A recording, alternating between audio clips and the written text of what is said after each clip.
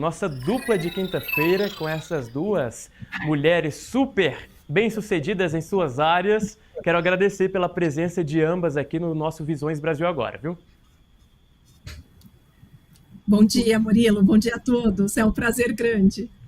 Pois é, pessoal. Alessandra Bom Ribeiro, dia, Murilo. economista. Carolina Venuto, especialista em relações governamentais, advogada. Vamos travar um bom debate aqui. Não tem como a gente não falar de reforma tributária. Quero começar com a Alessandra com uma pergunta simples, Alessandra.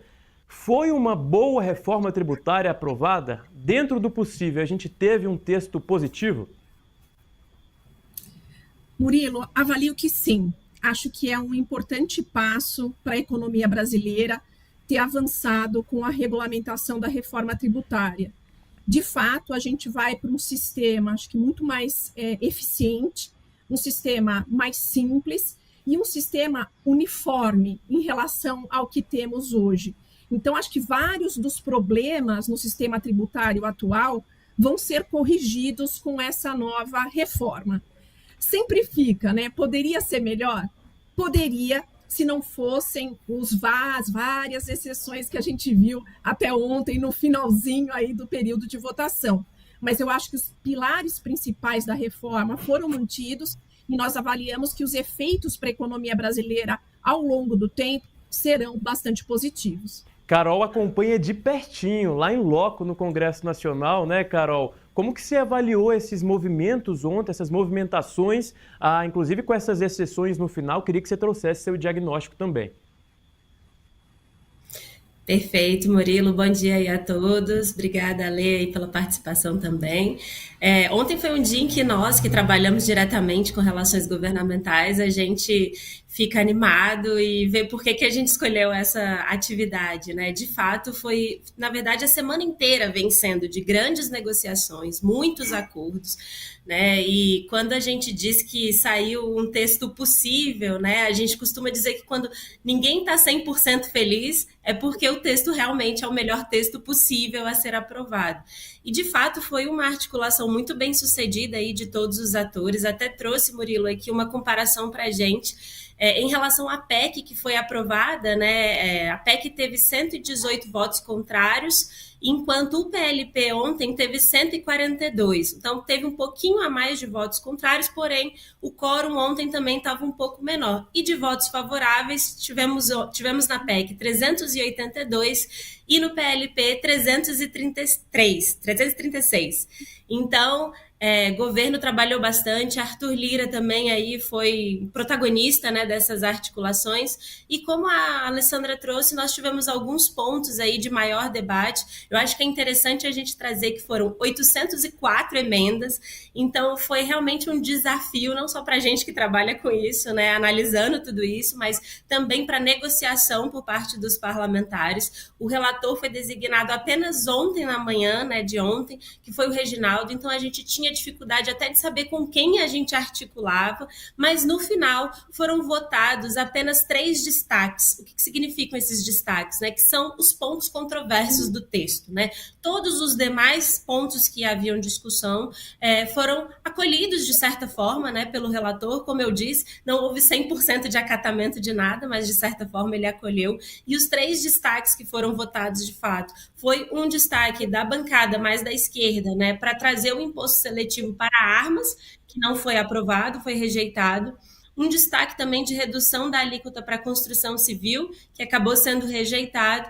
E, por fim, um destaque sobre a inclusão da proteína animal na cesta básica, que apesar do relator já prontamente ter acolhido no seu texto, ele acabou sendo votado e teve uma vitória esmagadora de 477 votos favoráveis. Então foi bastante animado, Murilo, essa semana e o dia à noite, dia de ontem em especial. Pois é histórico, né, pessoal? Realmente é uma aprovação de uma reforma que está há anos parada no Congresso, mas a gente recebe muita pergunta. A alíquota vai aumentar? A gente vai pagar mais impostos?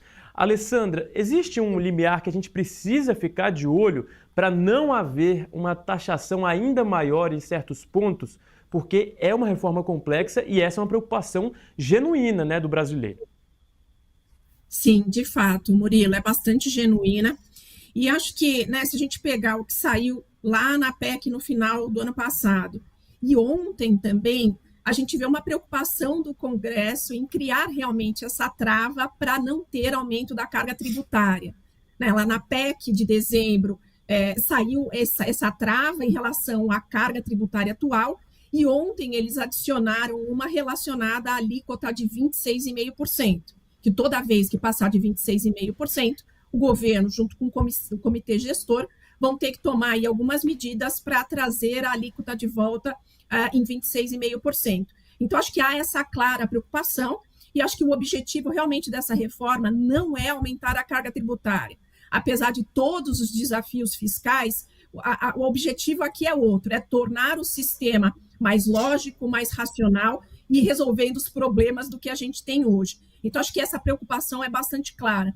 Agora, uma coisa que é interessante, né? Quando a gente fala a alíquota é 26,5%, agora, inclusive, o time do API, né, vai recalcular à luz do texto final aprovado ontem para ver se ainda vai ter um aumento de alíquota em relação a isso ou não, mas sempre é colocado, é uma das alíquotas mais altas do mundo. Mas o problema é que hoje a carga tributária é muito alta também aqui no Brasil, né? Então, acho que olhar só a alíquota acaba desvirtuando um pouco o foco do que a gente já tem hoje.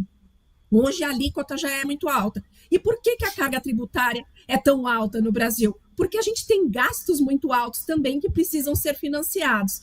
Então, num futuro, olhando para frente, quando a gente quiser trazer essa carga tributária para um patamar mais baixo, necessariamente a gente vai ter que revisar aqui o lado dos gastos para conseguir atingir uma alíquota menor.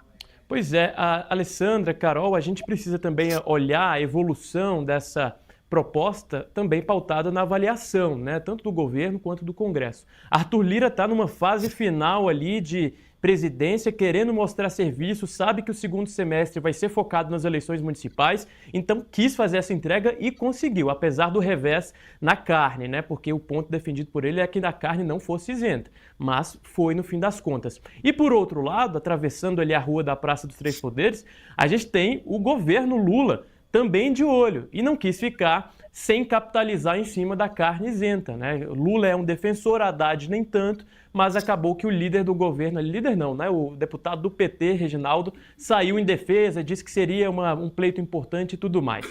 Carol, já vou fazer um gancho aqui, porque saiu a avaliação do governo nesta semana. Como que você tem visto esse alinhamento entre a avaliação do governo e os passos que o governo tem tomado, tanto no Congresso quanto no Palácio do Planalto?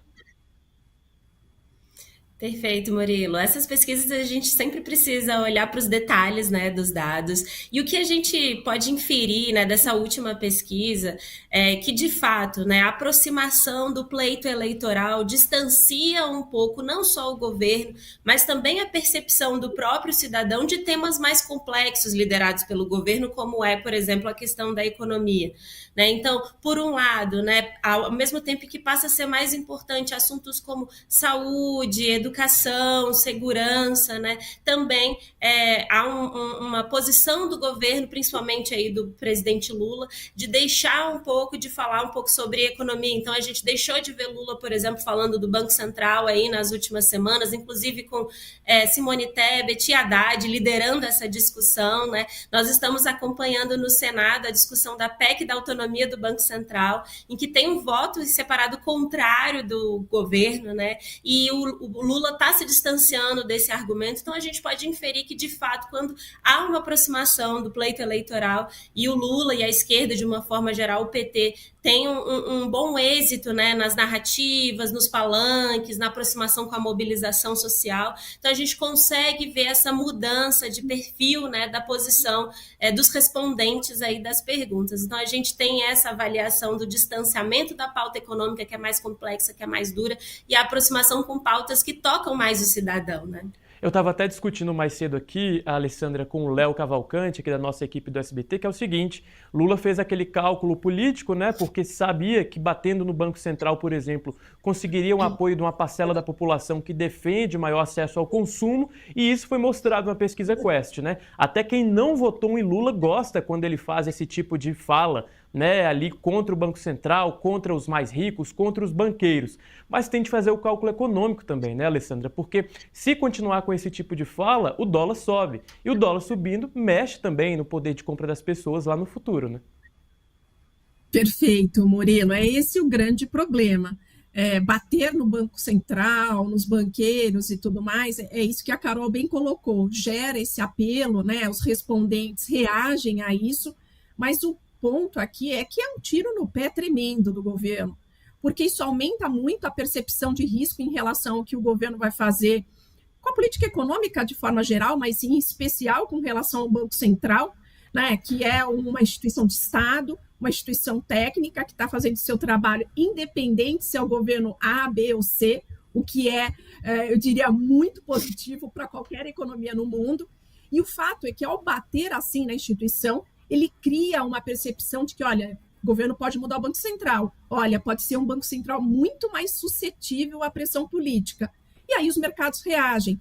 E é isso que você bem colocou, Murilo. O câmbio deprecia, o juro sobe, a bolsa cai, e o ponto é que, assim, quem que vai pagar a conta, né? A conta vai chegar no consumidor final e vai chegar também nos empresários, porque isso significa inflação mais alta, juros mais altos, consumo e investimento menor.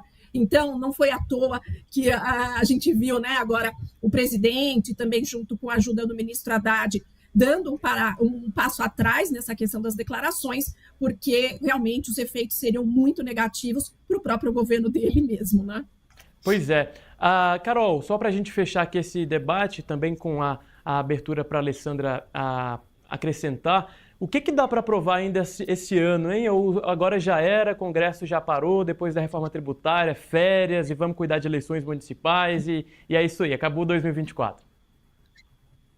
Olha, Murilo, ontem no final da noite, já meia-noite, todo mundo cansado, achando que o Lira iria encerrar os trabalhos, né, depois de ter cancelado todas as atividades das comissões, né, dessa e da próxima semana. Ele me trouxe uma pauta recheada já para a sessão de hoje, então a gente já está antevendo que na semana que vem também vai ter sessão, inclusive aí com PEC de anistia das multas dos partidos políticos, tem questão do hidrogênio verde, ele não se acanhou na pauta, não. Então, vamos continuar acompanhando de perto, porque quando o Arthur Lira quer pautar, realmente as coisas avançam. Então, a gente segue em alerta por aqui. A Alessandra também está de olho, né?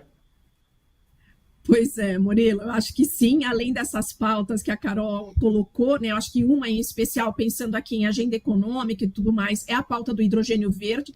Realmente esse é um tema que eu acho que o Brasil tem muita vantagem em termos de posicionamento, ainda mais quando a gente tem o mundo discutindo transição energética, então acho que é uma pauta extremamente importante. Agora tem outras delicadas que aí a gente, Carol também, enfim, a gente é um pouco mais cuidadoso quando o governo fala de reforma sobre a renda. Nisso a gente acha que o gás dele vai ser um pouco menor, mas estamos atentos também. Deixa para depois, né, Alessandra? Conteúdo difícil já foi demais ontem, já esgotou.